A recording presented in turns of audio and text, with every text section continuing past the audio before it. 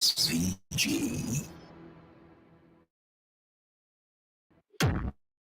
Activated mornings on WEFM 99.9. It's on.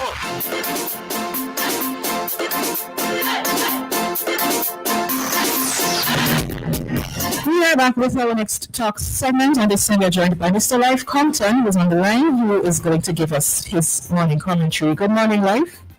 Hey, good morning. How are you today? I am all right. This morning, I want to address the ongoing conflict. And a lot of people do not think that it has anything with justice or even in relation to. Well, to give some background, a few months ago, President Donald Trump placed military carriers in the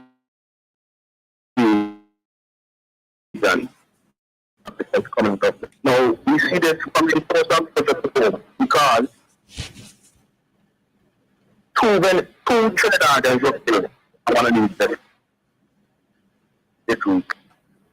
We know we have a connection between the Finland and Venezuela and Canada, so these guys are coming closer to home. But what I want to point out is that a New York Times article that I read yesterday had a picture of a sack of cocaine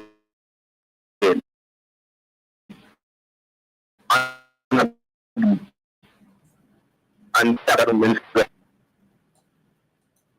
now, to me, that's significant, right? It strikes a creating an issue where, okay, let me paint a picture, please. You ever had a glass of water or a glass of juice far from you and spill on the ground? And you see how the contents splash all over the place. Even the glass breaks, contents will splash all over the place. What is happening when these boats are being pumped is that the contents are being flung all over the sea. And some of these boats do actually have cocaine on them. There's a lot of questions about the content of the other bombings, but some of these boats do actually have drugs on them. So what is happening now, the content of the boats is filled all over. And they are floated on the ocean. And we see them washing up all over the Caribbean and island, including St. Vincent and the Grenadines. There have been reports of unexplained appearance of packs of cocaine in and around Mosty, in and around Union. There are actually people who have pulled packages from these pieces. So we see this creating another problem for us. And as I said, it's getting closer and closer to home, because now Trinidad is being killed. Now, the U.S. is saying these guys are trafficking in illegal drugs, right? And maybe some of them are, but the way they're intercepting the boat, they're not really intercepting the boat, they're killing everybody on board. And that's not usually how we see interceptions or narcotics interceptions being made. In the past, what law enforcement would do, they would shoot the engines out of the boat, stop the boat in the water, arrest the men. We have proof that there's drugs on board, they are arrested. Whatever, if they catch them in, whoever waters they catch them in, usually hand them over to the authorities in that area. But we see the drugs, they're just killing people, basically. And they say these boats coming from Venezuela are drug traffickers, and they label them as terrorists. But somebody pointed out that, yes, while some of the boats are trafficking in drugs, another lucrative area of criminal activity is human trafficking, where somebody says these boats can not only have drugs, but persons who have been kidnapped for the purpose of human trafficking. And these boats are still being blown out the water. So on top of being kidnapped by criminals and getting blown out the water, killed as somebody who's being human trafficked. I'm just using this point to show that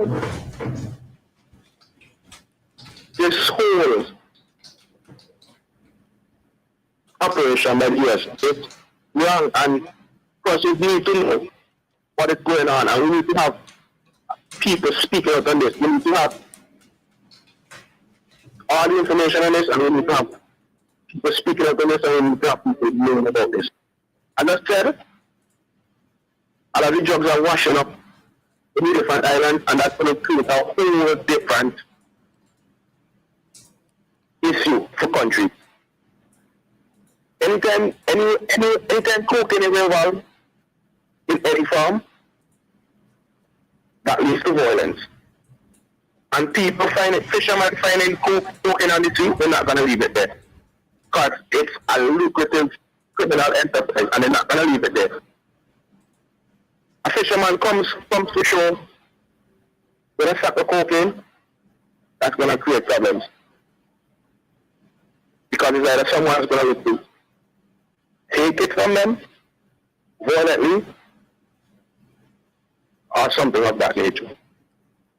So, as I said, first we need to be made aware of what's going on. And we need to have a clear captain and a clear family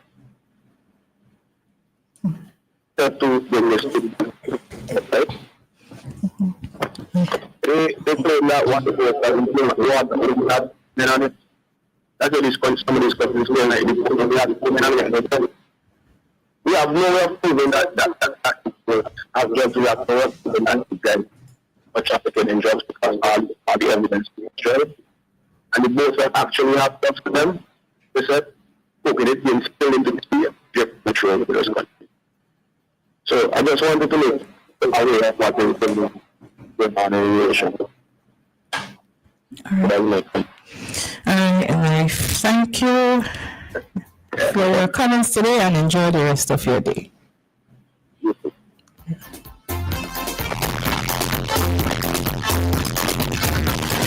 That was our commentary from Lyf Compton, and he spoke on the topic that we started earlier, the supposed war on drugs that is going on between the US and Venezuela. What I would say to persons who want to keep up with this what's going on at the moment, and I would encourage you to keep up with it because the world is not new. These things are not new. These stories are not new. These actions are not new. Nothing here is anything new. These are things that have happened throughout the human existence, and usually what happens is who is more powerful and who has more financial backing, they usually end up winning because money run things, right? Lyf was encouraging people to speak out about this during this time, but I think maybe some persons may fear when you're speaking on certain topics, especially when you know who is involved. If you know the events of human existence, the things that have happened throughout human existence and continue to happen, then you probably could understand the fear of speaking out in some persons, because people do get killed for speaking out. That is a fact. I'm not saying about this particular issue, but generally people do get all sorts of things happen to people when they speak out according to who you're speaking out against. I would encourage you to get the facts, and getting the facts does not mean just reading the news articles and believing what news says. I encourage you to find your own, to go and do your own research. You'll probably have to go back in time, and it may help you to get a proper or better context, and it may help you to understand events that are happening now a little bit more, and probably get you to see what's really going on if that is your desire. So I encourage you, but if above all, find out things for yourself. Don't let people tell you who your enemies are, and don't believe everything that you see. Even if it's on the news, find out for yourself who is in charge of that news, who is funding, where you're getting. So if you find Dianna.com and Dianna.com says X, Y, and Z, go check who's funding Dianna, because chances are I might be spreading the narrative of whoever giving me money, and it may not be the best one. That's about it from me. I don't know if you have anything to add. So you're saying that persons need to go do a deep dive? Remember too, you made the point of not just reading articles and so forth, but remember this information that's put out there on the net, on the internet. It's going to be articles and everything else that's shared by somebody from maybe their experience, right? So how are we always so sure? And this is me just digressing slightly, still on point, but just slightly. In terms of when you gather all this information, how are you so sure that you are still gathering the correct information? Well, you just have to check and check and check.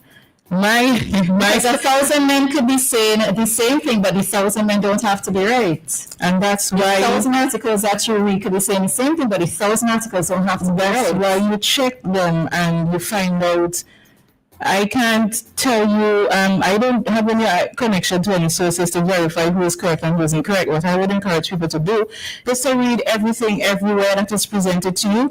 If you think A is your enemy, read about A and B. Don't read about A alone, read about A and B, and try to not look at things from a biased perspective, because usually when we go into things with a biased perspective, it already puts up a block. So no matter what information is presented to us, because we're already biased, we would not see certain things. And there are certain powers that do a very good job of acting like they're such a savior and they're loving and kind. But go do some diving. It's reading is fundamental. So in the context and of to answer your thing, verify your sources. Like I said, just the most I can tell you to do is check who's giving you your information, who owns the site, the news, the whatever is giving you your information, where they get their funding from, and ask yourself, what do they gain from giving me this information? Are they making money off of me? If I listen to B, is this B making money off of me if I listen to A? Or however,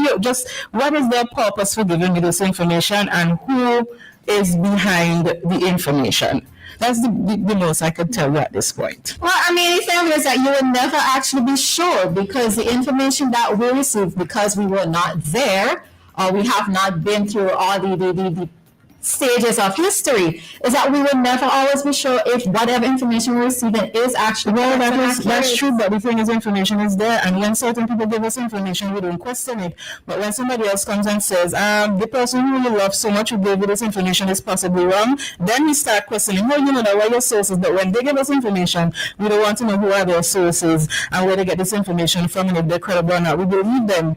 But when somebody comes and says, maybe they're not so right, just because we love, it's like when you have a boyfriend, you love him, and somebody comes and says, he's really good for you, he cheating and he doing this. No, he will never do them thing. The kind of, just because you love this person and you see this person as a saint or as your savior or as so good, even though you are presented with information, because you have that, I would say, that bias, you block the information, you don't accept it. So I can't tell anybody anymore, believe everything and believe nothing. That's one of my philosophies. Well, my thing is always to have a question in mind, right? That's what it would be, to have a question in mind. Yep. But even with that, you still can't be too sure of what you see out there, right? And I'm not sure if when you started saying that, is it a case where we should not believe that the U.S. is doing this in their best interest?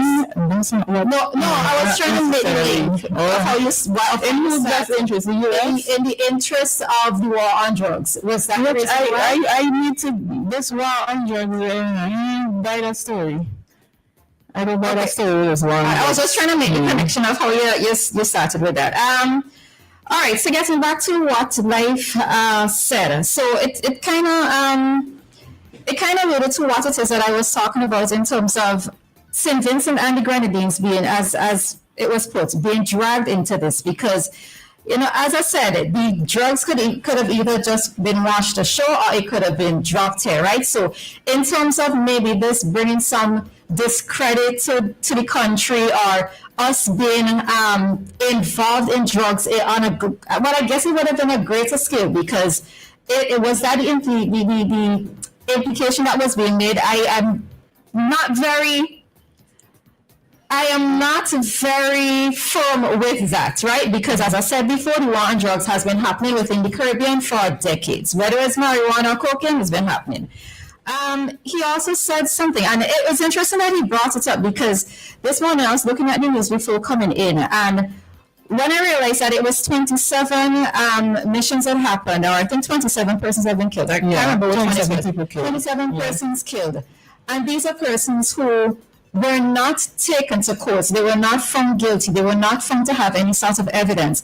And part of me wonders, well, I know that I think Venezuela has asked for, I think, is the international body to step in this matter. But I'm wondering if maybe like a case can't be brought against the U.S. for their actions. The families of these victims can't bring a case or somehow bring a case because of the fact that these men have been killed without even being tried, right? Being tried and there is no evidence. So that is also a concern for me. The other thing too, and yes, I'm not saying to bring a case against the US might sound like a really big thing, but the point is that there is a justifiable cause to bring a case because they have been killed without any sort of evidence put forward or any sort of definitive proof to say yes, they were found with drugs and whatever, right? I'm going through the whole judicial process as it should have been. Lyf also said something in terms of stepping up the campaign. And it was kind of, I had to chuckle when he said that, I chuckled internally, when he said that, it could lead to violence if fishermen find drugs and so forth, that they might try to benefit or profit from it. And I'm here like thinking, pull me find drugs on the beach. I would not even know who to approach to say, buy this from me, right? But I mean, people would have the people and they would know how to get things around. So maybe in this case as well, too, as he said, there needs to be a general campaign about, yes, these initiatives have been happening, ships are being blown, things are being washed ashore, etc. Maybe there needs to be a bit more of a campaign on the part of police in terms of what persons should do should they find drugs.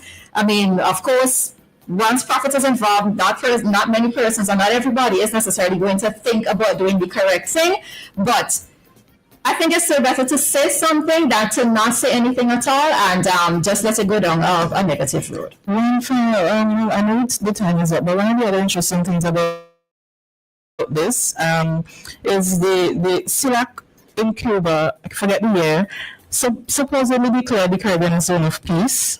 Right, and I mean there was the fact that the U.S.